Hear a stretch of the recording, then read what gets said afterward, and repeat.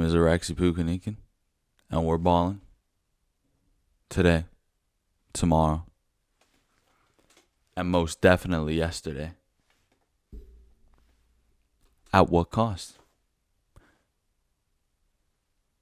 I don't know if you heard over the magic of Stevie Ray's guitar skills, but the Formula One season is about to kick off, or technically has already kicked off with a couple of free practices. I think currently in an hour there's the free practice 3. Yeah, in 59 minutes and 50 seconds, ladies and gentlemen. And it's a beautiful Friday. It's Formula One Friday. It's FIA Friday. It's fuck it all money Friday, because that's the kind of money we're talking about in this sport. And it is a sport, ladies and gentlemen. Let's just get that out of the way. No arguing about it. At the end of the day, there's competitiveness, and it's up to the athlete to execute the goal. So let's not deep further and try to argue. But it just so happens, the sport is run by just the biggest, it's not. See, this is what I'm trying to break down to you guys, and you have to understand, I'm trying to be nice to you. That's why I'm taking this relaxed position here. I want to convey this hard-hitting truth with you from a point of, from a point of just neutrality. You get me? I'm not trying to offend anyone here, but it's not the companies that pay and are mentioned or even associated with Formula One. These corporations, they're not multinational crazy corporations like Coca-Cola or like McDonald's, because those are still like, the products they're making. Yes, they're making a lot of products. They're like the parent company of, they make everything. But the thing is you're still, at the end of the day, you're like, oh, okay, I buy the drink. It's like you're the consumer. But the thing is, the companies that are paying or are associated with F1 are the services and the corporations that sell their product only for corporations. And if we think about what kind of money or service or whatever product a corporation can buy in order for them to profit, well then shit. Okay? I was formal there, but now I had to break it to you. God damn. Straight from the soul. These big they're like, and this isn't like, I'm not saying it's necessarily a bad thing, but I'm just saying it's a different level here. It's really different to like all love to UFC, but it's different to say Bud Light sponsoring UFC. Yes, that's like in the US, like consumer kind of like deal wise. Yes, that might be kind of a big deal, and I'm sure there was quite a lot of money involved. But now I'm talking about they're the companies that are putting in money for Formula One. This is international. This is worldwide.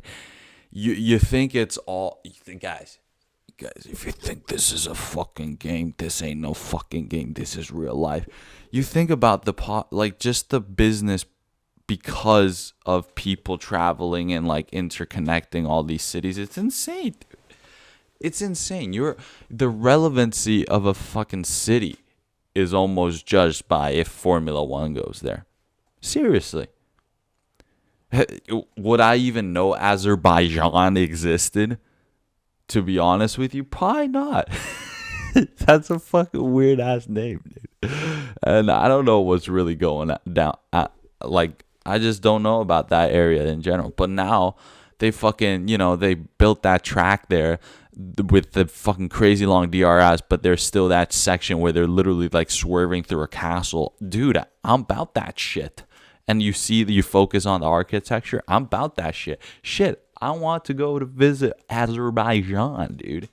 And I'm sure there's a couple, Texas guys that went to see the Austin like races since they were like a young teenager. Their dad took them. Now they want to go to Azerbaijan, dude. And they just so happen to be like the top business execs of like, because they're like, this is some crazy shit. And at the same time, I'm not painting it as a bad thing. It's just, it's a tier above, it's a level above. We just have to take that into consideration, right? So we have to treat the, and this is something I had to like breathe through the off season. This is something I had to like, and almost now that I've focused on that, that's more interesting to me. Because or like equally as interesting, it's almost like that's the whole thing, like the part of the patois, So now with that, with my truly newfound perspective, which I am blessed for, I thank the Lords that I have this newfound perspective. But now, hey, look at this. I'm breaking it down for you. And if you can get that out of the way, listen to this rest of this episode. Listen to what I have to say when I mention about Formula One this upcoming season, because I'm going to be talking about it, okay? We're going to be breaking it down. We're going to talk about what everything is going to lead to. You see, there's this chain reaction thing. So, we're finally out of the nitty gritty details. Let's get to enjoy and see what we're dealing with. Let's see what we're working with. Okay, the upcoming season. Let's go through the drivers. Fuck it. Let's just recap this whole thing. Red Bull, Max Verstappen, Sergio Perez did he was probably, I know Sergio Perez, he's probably not too proud of last season, but I wouldn't be too harsh on myself. I think Max Verstappen on another level. Currently just unbeatable, and 3 times champ. I can't even count anymore. It's kind of insane. But then we go to Mercedes-Benz, front runners have been, but now it seems to be the Red Bull era. But they're still coming back at him with a strong combination: George Russell, Lewis Hamilton.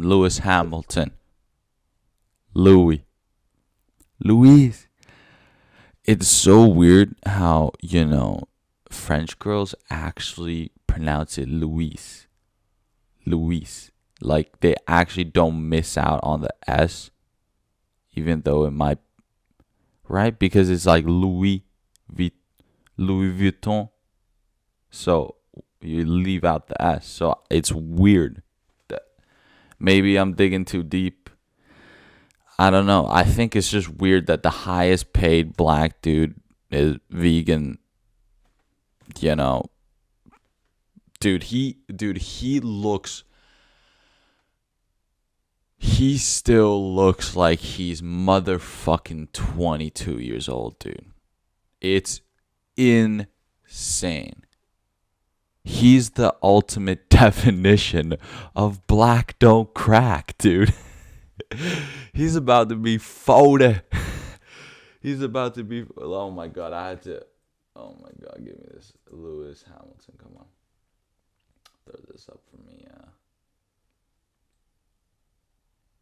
He's 39. He's 39, ladies and gentlemen. He's about to turn 40, and he's still the highest paid. And now he said, I'ma still ride on this fucking wave, because he's still the biggest still the face of the sport. And now he's gonna, by the time he's on the 40 side, he just hops over to Ferrari real quick. Just real quick. Just hops over there real quick. Just Ferrari. It's just Ferrari. And they're still paying me top dollar anyways. And I'm just gonna finish my career out there. Because he can. Don't you guys understand that? No, I only understood that at this point. Like, fuck. It's because he can. He's vegan because he can be vegan, dude. Fuck. Not because he wants. Or it's like he can't. Wow. You know what? He is the GOAT. He is the GOAT. I think he's going to give it his all with Mercedes. I think he really is. I think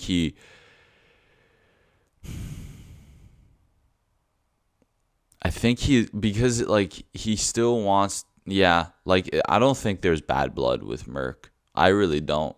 I don't think Merc is, dude. The thing is also like Merc knows that there's probably like they could sign a dude with the pretty much the equal amount of talent, like one of these top, like, like whoever, and then you just sign him, and it's gonna cost less at the end of the day because Lewis Hamilton just costs so much more. So it's not like they're not gonna be crying in the bed over like, oh, dude, we're gonna be able to save like an extra like 50 mil maybe, like altogether.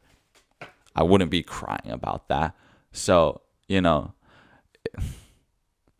I really think George Russell and Lewis Hamilton is gonna be the season they're not really gonna be fucking with each other too hard, bro.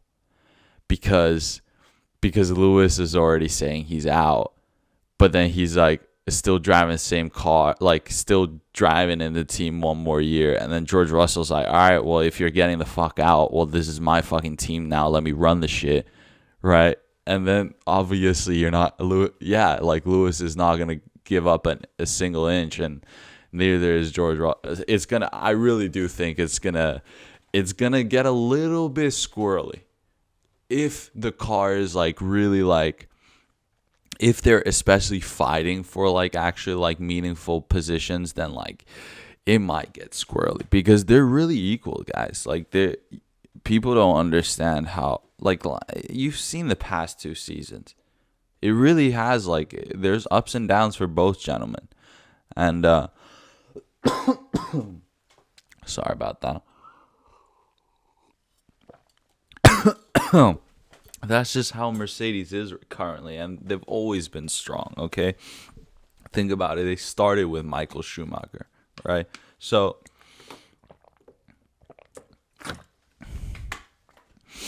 and think about it, Michael Schumacher came back with Mercedes, and Mercedes they weren't hot off the gate. Yes, they were like super cold out of the gate, but Michael Schumacher had to fucking work really hard out of retirement to fucking, like put Merc where it was and then let Lewis Hamilton win all those championships. So the fact that, Lewis Hamilton gets to, like, he can just jump from one team to another this far into the career and still get paid top dollar and no drama. I know on his side, no drama. Just the fact that Ferrari had the offer out there and then Lewis Hamilton even gave it a consider, because I'm sure Ferrari's just thrown some numbers at him every year just to fuck with him, just to see if he hangs on, and then now it does, and it makes sense, he's been in Merc forever, and he's driven a couple seasons where, he would have expected them to be 1v1ing Red Bull, but they haven't been, and then now he's just like, okay, well, if this is this, like, the way he sees it, I'm sorry for going so deep, but the way he sees it is that he can go to Ferrari and there's no way it's worse. It's only Like, he gets paid like pretty much the same, right? And he doesn't have to go through like, because Merck has re-signed him so many times. I swear every time it just gets worse and worse, the negotiations. So he's just like, okay, I'm gonna just grab onto this. It's gonna be less drama, and I'm gonna have the upper hand. I can just say a little bit like, okay, like what I want out of this relationship, because like he is at the end of the day, Lewis Hamilton. He knows exactly who the fuck he is, right? Don't get it twisted. So, no, he's gonna be butting heads with George Russell is my prediction for the upcoming season. But that's not even me. Like, I don't want like negativity. Like, I'm not trying to stir up no bullshit. But I'm just saying, like, if there were to be a season where these two gentlemen in the same team would butt heads more than the other seasons, it would be this season. It's the last season. We're going through a transitional period after this, so it's gonna be weird. And same thing for Ferrari, guys.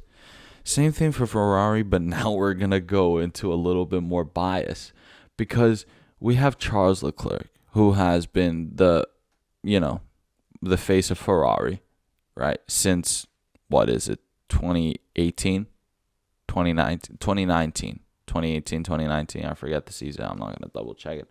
But anyways, then Carlos Sainz comes in.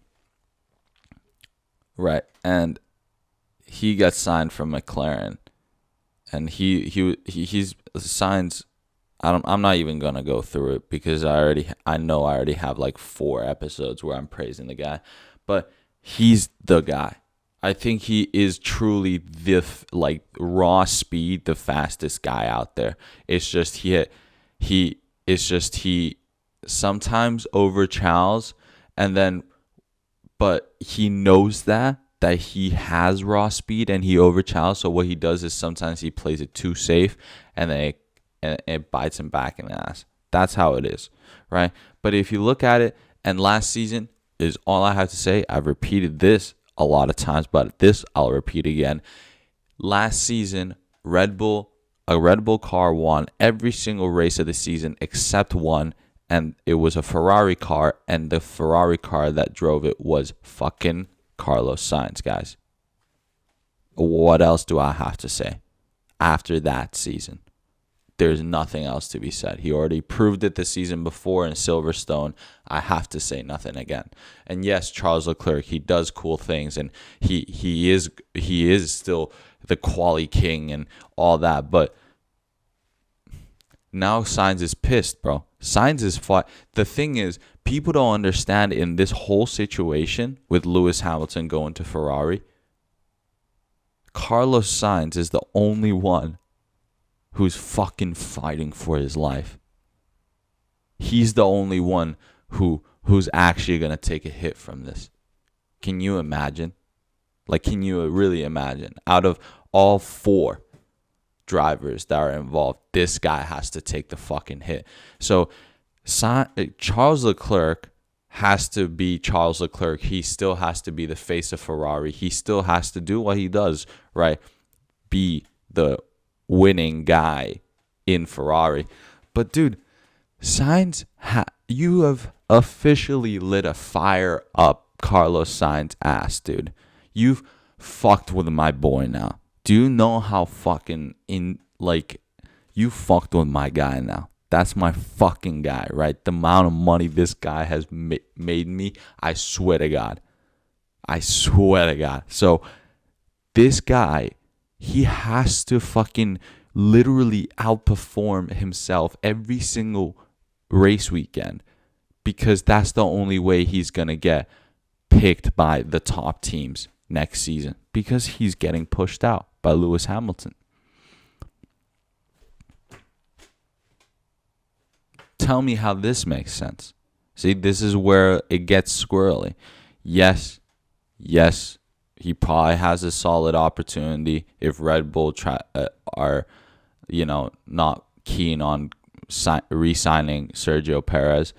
But still, man, if he's say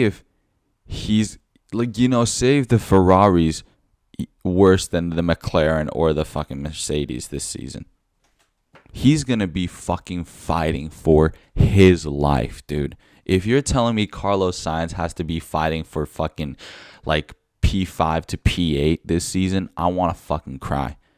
And that's why I'm saying, like, seriously, fuck it all. Fuck FIA. Fuck all of you guys.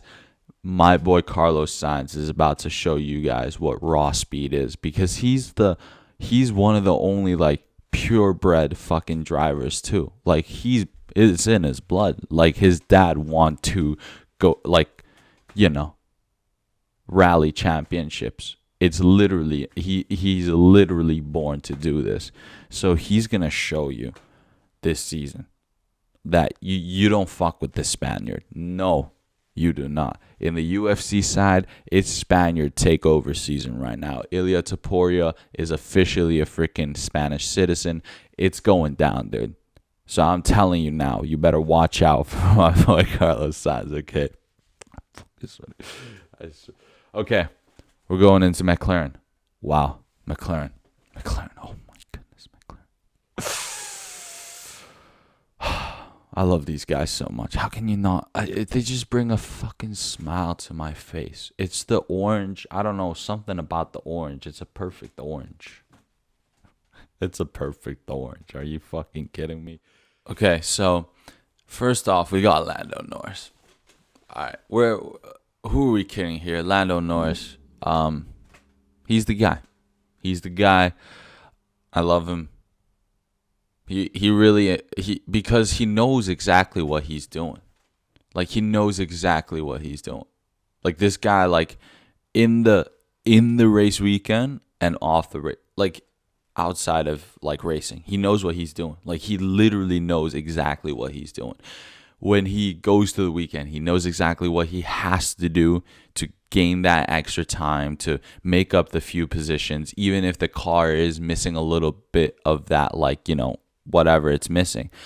Lando, he always knows what he's doing. He knows how to gain and then same thing with his career. He knows that gaming and streaming is a big thing. So what does he do? He fucking makes up Quadrant, huge following. He has multiple esports teams now. Like, just like he knows what he's doing, and he's been knowing what he's doing. He's been with McLaren. They have the most solid foundation. I think they just extended him again for the off season,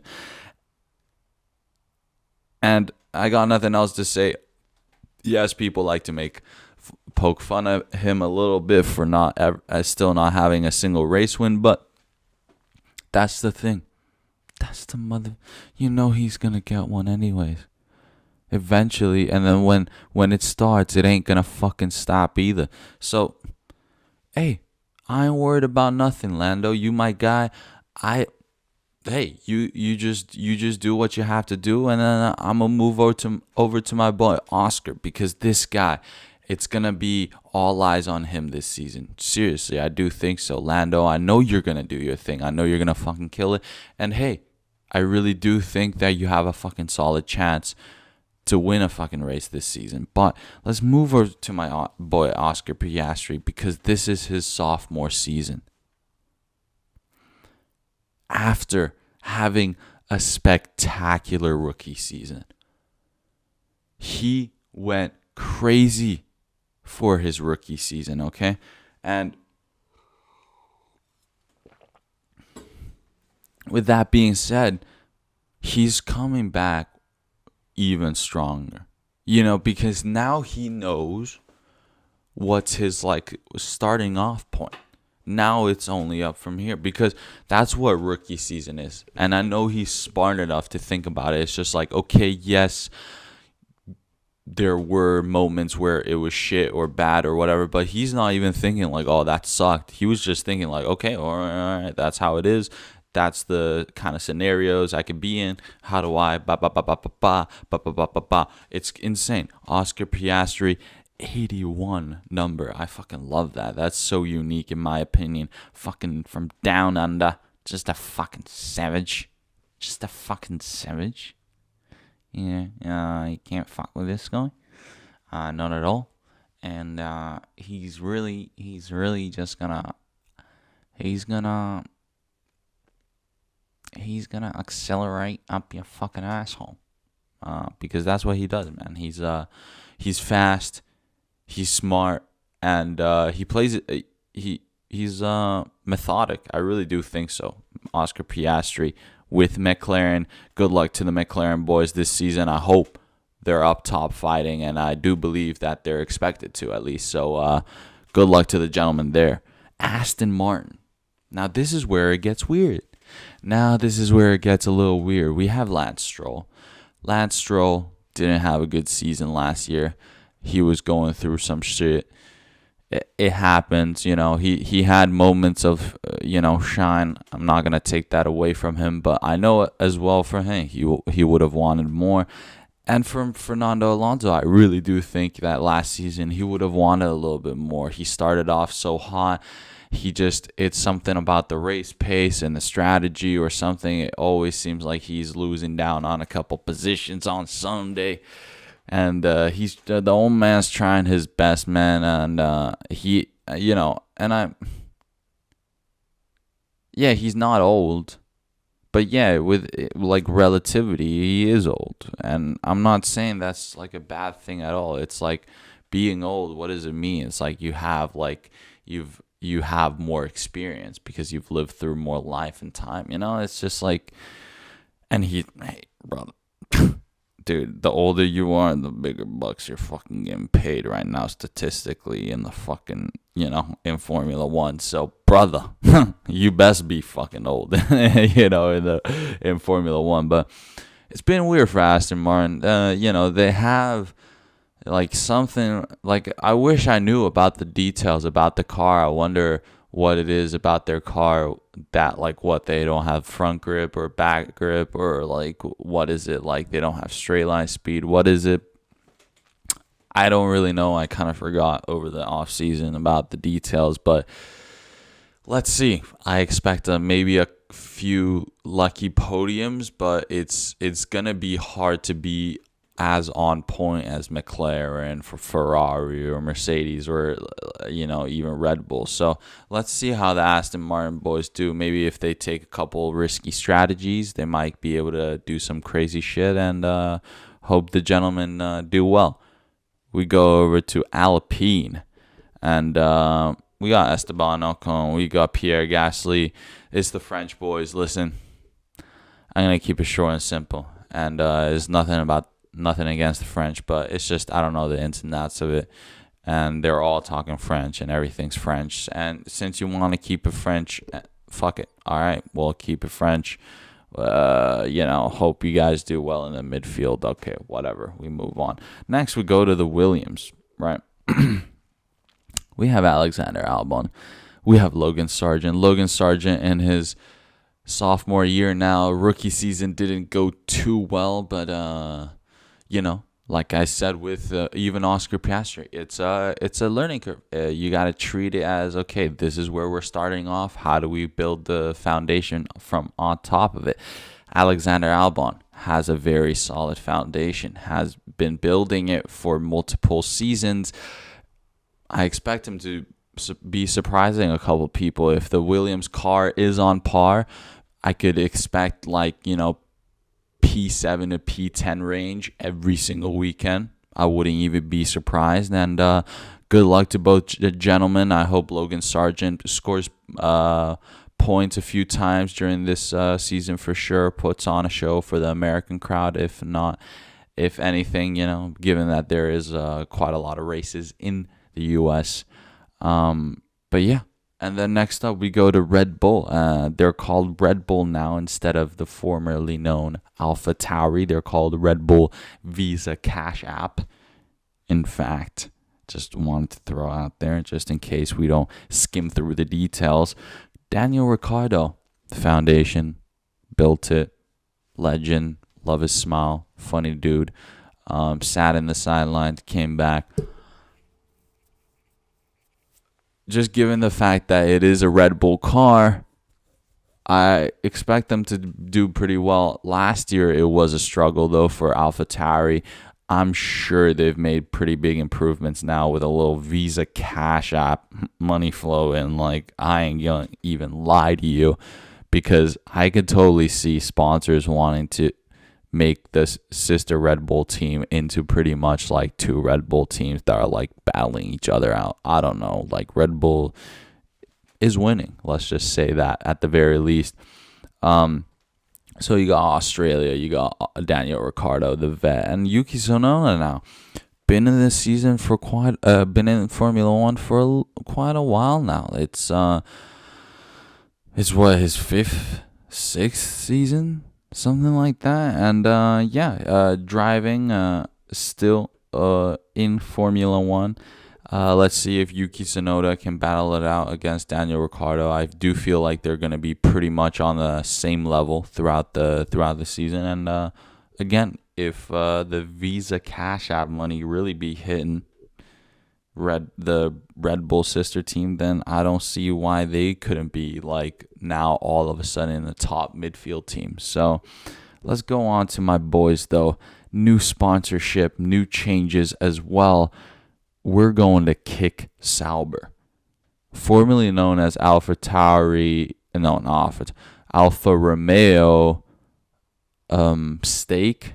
It was for a while last season, and it changed a little bit. But anyways, now it's Kick Sauber, fully bought in, Kick and Stake as well. Kick and Stake owned by the same parent company. It's kind of crazy. What are you gonna do? And we got my boy Valtteri Bottas. I honestly don't even think I need to say much about my boy. He's my boy. He's a vet. He's a seasoned vet. He's always gonna surprise you. He's always gonna be on point. And sometimes he gets caught off a little off guard, and sometimes it doesn't go his way. But anyways, he's always pushing. And if anything, he's fucking one of the boys now. He's rocking the mullet, the fucking stash. No one got swag like him. And he's oozing in confidence, bro. And he's just trying to teach you a couple things. And definitely playing the part of like a kind of like a streamer kind of lifestyle. But anyways, Zhou Guanyu, my boy, my Chinese brother, you know. It's this is a little awkward for him, the fact that he drives for a gambling company, and gambling is indeed illegal, and the country of China that he represents, that they're gonna go race in. But anyways, he's still fucking, living it up. It's his, I think this is his senior season. Yeah, I do think this is his senior season. This guy's a fucking legend. Okay, he's been doing really well. I think he's gonna do even better if the Stake Kick money hitting. I really do think so, and I'm telling you, Stake. Like, if there's a gambling money involved, it ain't fucking little pennies. We ain't talking about pennies here. We're talking about big fucking money. So these guys, I hope the best. They're my team. If I had to rep any single team out of all teams, this is the team I got to rep, of course, because Finland, China, that's how it goes. But last but not least, my fucking Nordic European savages linked up with the U.S., the Aryan Haas F1 team with Kevin Magnussen, the Danish fucking savage, and Nico Hulkenberg, the fucking German savage. These boys, they're boys. They're doing the best. They're studying hard. They're trying to get the most out of the car. I wish them good points. I wish them crazy good safety car luck. I wish them crazy good, pit stop luck, all that shit. Go on for Haas. Unfortunately, Gunther Steiner has been fucking fired, which is kind of fucking sad. But anyways, Haas, I hope they do well. At least I'd be supporting the fucking drivers, to say the least.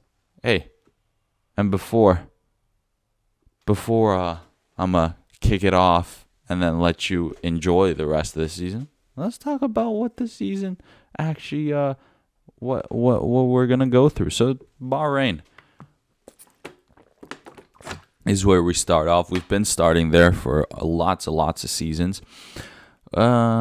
We started off this weekend. Yeah, races on Saturday for some reason. Don't ask me why, but I'm assuming because they want a lot of U.S. viewers. So if they do it on Saturday, then it would be like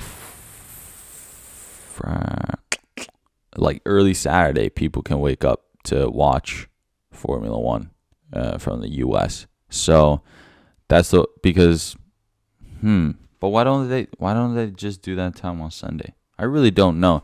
But the race is on Saturday for some reason.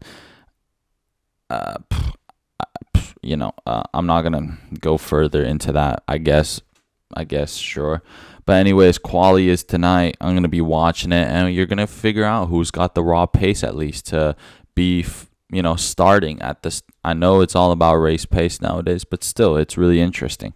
Then we go. We go back to back. So then we go to Saudi Arabia next weekend, and that's also very interesting because now there's longer straights. It's a much faster lap in itself. Like the average top speed is fucking insane. And then when the boys take a break, they go down to Australia. Very classic. Used to be where the Formula One season started. And they go there as well. And I think by that time, you get to see a little bit like, okay, what we working with. And then Japan is a couple weekends after that. Then that's when you really get to see, because Japan is also like one of those, like all the drivers really love driving on the track. That means that there is just that raw pace, raw racing, more element into it. And we go to, it's kind of crazy. We go Japan and then Shanghai. That's round 5 by that time, and that's April. We're going to go, and I think China's going to be, it's going to be a weird one because they haven't raced in China for so long. That's the thing, guys. I think China's going to be the weird one. And I'm not even, nothing to do with, like, the race weekend. I think it's just going to be weird because they haven't raced in Shanghai for so long. So it's going to be like the ones who driven it in simulators only, and then the ones that have actually raced there like a lot. Like, that's going to be really interesting. I want to say, like, you could see like someone like a vet definitely like do better in round 5 at that point. So I would say round 4, so Japan, by that time we should get a good kind of picture of like, okay, this is where teams are at right now in the beginning of the season, and how much do they have to improve to be able to keep on fighting for the position they're aiming for. So let's just say Bahrain this weekend. I think it's gonna be a Red Bull win, but I'm sure there's gonna be lots of fighting involved with the top midfield teams. Saudi Arabia, who knows? I really do think it's gonna be possibly. Yeah, it's probably gonna be a Red Bull again. And then Australia, let me think about. Yeah, it's probably gonna be Red Bull. Japan, fuck, dude, that's crazy. The track is really, and it's probably gonna be. No, guys, I really do think I'm gonna try to hit you with a little bit of a different perspective each weekend. But anyways, after China, we go to the United States, but that's after a 2-week break, I think. We go to United States, round 6, we go to Miami. Then we fly from Miami back to Italy for round 7. And that's when we finally go to Imola, and we'll see finally how Imola goes. It's going to be a weird one because they had to skip out on Imola last year. After Imola, we go to a classic Monaco in round 8. That's the end of May. That's beautiful. Hopefully sun's going to be shining. And then round 9, we're going to hop over to the June side, Canada.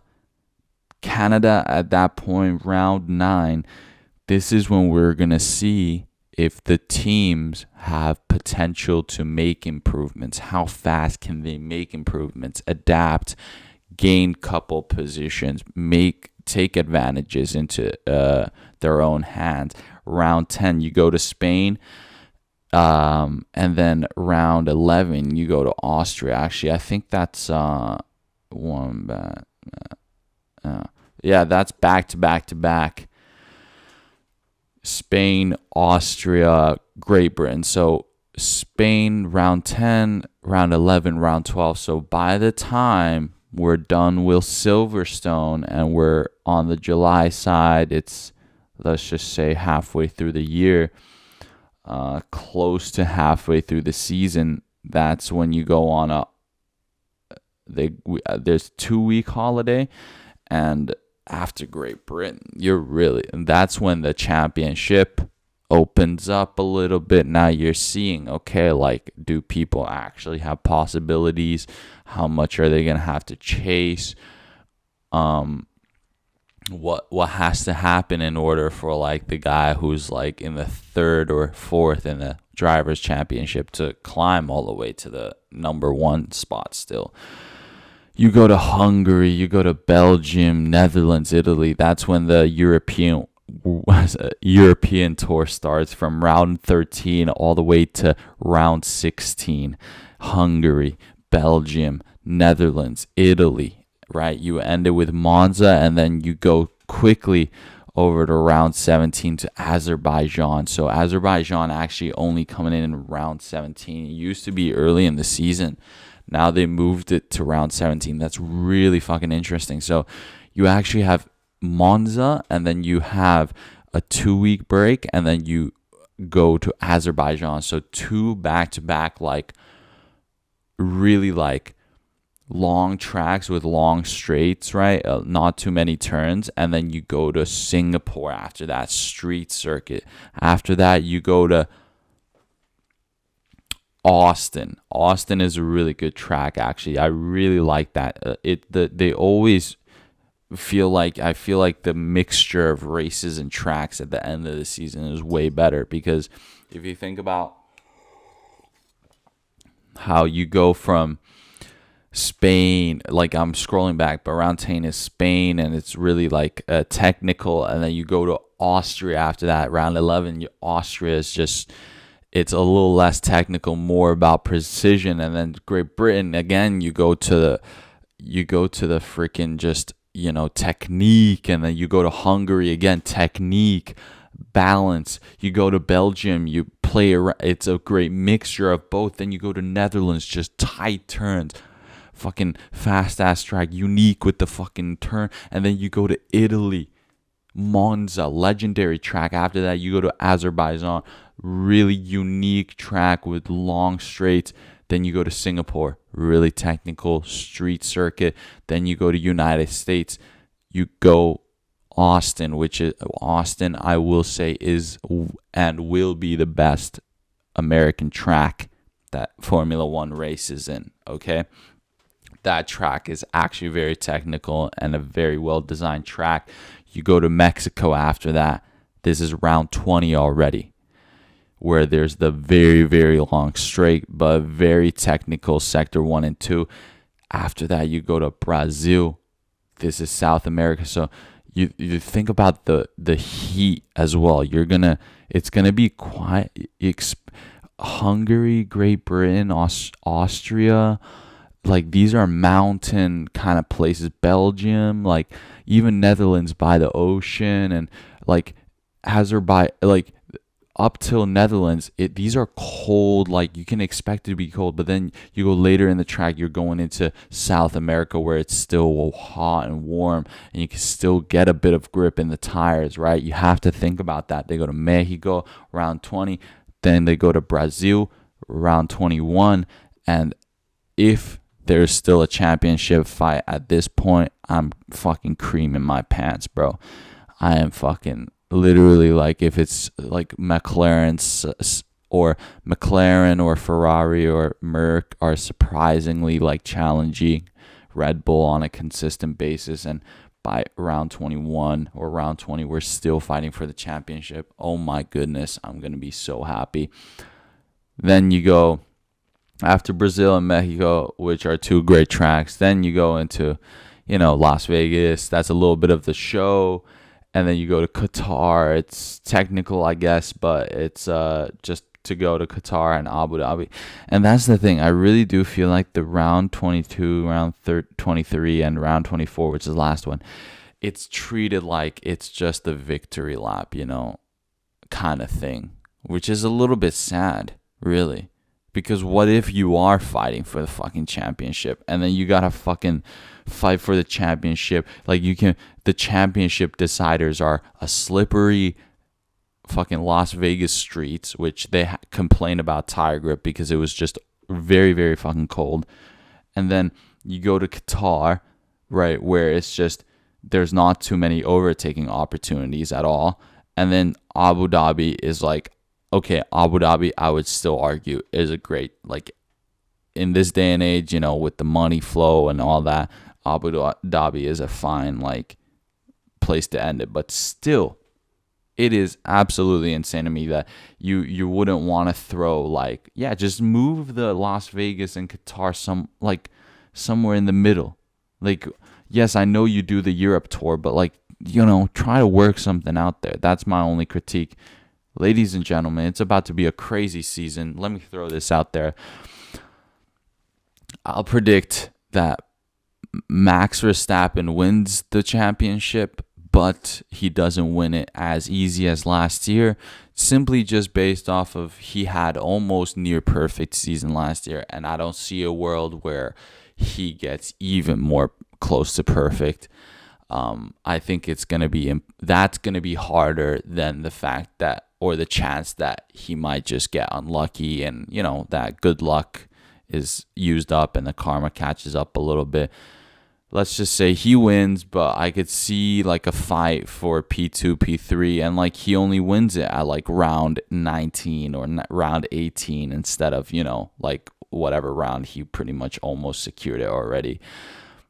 And then I see Carlos Sainz fighting up there for sure. I see Lando Norris fighting up there for sure. If Russell is on point, he could be making a lot of trouble when you're not expecting it. Leclerc, I expect the same kind of narrative that I just said for George Russell. As simple as that. Who am I missing? Sergio Perez, same thing. I feel like he might be struggling, or he might just be like right there, and then like he causes trouble for everyone during the race. But not even in a bad way. He's just like, I did a good quali, and now I'm just trying to like maintain my track position. Like, I can totally see that. Guys, I'm gonna get technical. I'm gonna be reading. I'm gonna be learning about this sport the whole season. I'm excited. Have a great quali. Have a great race day tomorrow, ladies and gentlemen. We are out. Ballin' at what cost? 2024. That's it. I'll see you guys next week on Sunday.